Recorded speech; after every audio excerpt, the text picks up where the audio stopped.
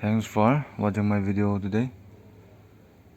Let's see the particular values of gamma function. Okay, then we are going to prove that gamma 1 is equal to 1. Okay, now you can use Gauss expression, Euler expression, Weierstrass expression also, or integral representation also, Valdy representation also. Okay, anyone, but I'm going to choose Gauss expression. Okay, now from Gauss expression we have gamma s is nothing but limit n tends to infinity n factorial into n to the s upon s plus 1, s plus 2, and so on up to s plus 1. Okay, now if you put, we want to find out gamma 1, right?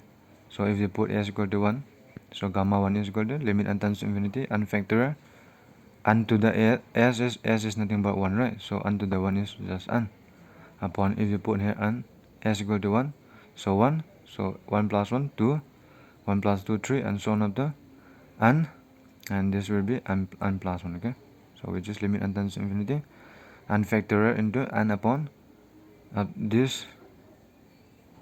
to this is nothing but n factorial. Okay, n factorial into n plus 1, so we can get cancel this too. So limit n tends to infinity n upon n plus 1 is left, right? So the gamma 1 is equal to limit n tends to infinity. Now divide both numerator and denominator by n. Okay, so n over n plus 1 upon n, we just limit n tends to infinity.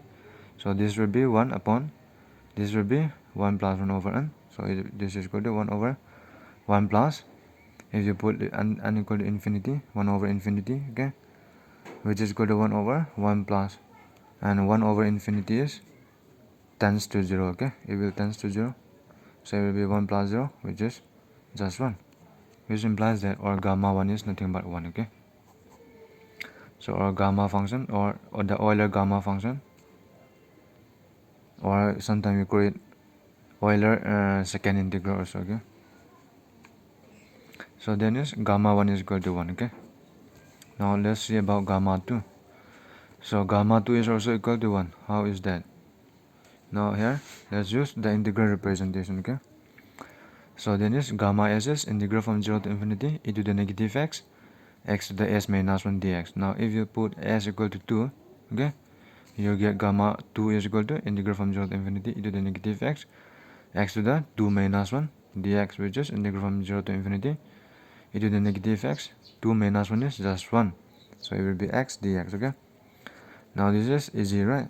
So we can use integration by parts. So you get gamma 2 is equal to first function, then is x, into integration of second function, then is integration of e to the negative x is negative e to the negative x. Okay, so you get negative e to the negative x from 0 to infinity minus integral from 0 to infinity differentiation of first function, then is d by dx of x is just 1, right?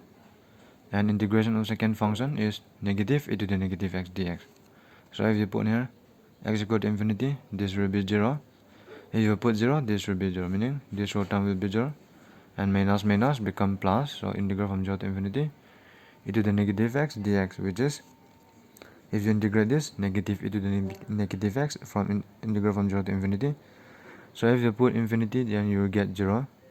Okay, minus, and this minus will be plus. If you put 0, it will be 1. So it is nothing but 1, just 1 only, right?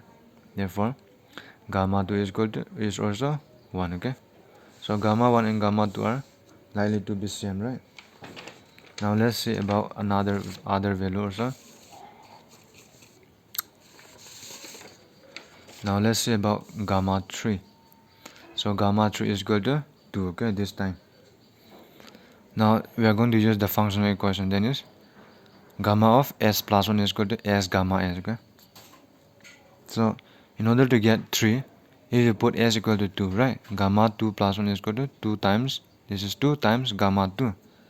So gamma 2 is, we have already done here, gamma 2 is just 1, therefore you get 2 into 1, which is just 2. Therefore gamma 3 is equal to 2, right? Now what about gamma 4?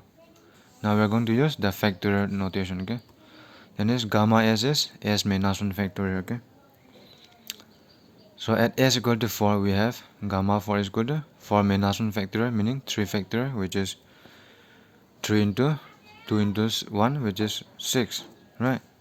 Therefore our gamma 4 is nothing but 6. Now let's see about gamma 5 again. So gamma 5 is equal to 24. Okay, now let's use the factorial again. Gamma of s plus 1 is equal to s factorial. If you put s equal to 4, then you get gamma of 4 plus 1 is equal to 4 factorial. This is nothing but 4 factorial is nothing but 4 into 3 into 2 into 1, right? Which is 24. Therefore our gamma 5 is 24. So if you calculate gamma 6 also, 7, 8, 9, 10, and continue it this way. Okay, so these are some values for gamma function at positive integer. Okay, and in the next we are going to calculate gamma of half. Okay, gamma of half or something like that. Okay, that's it.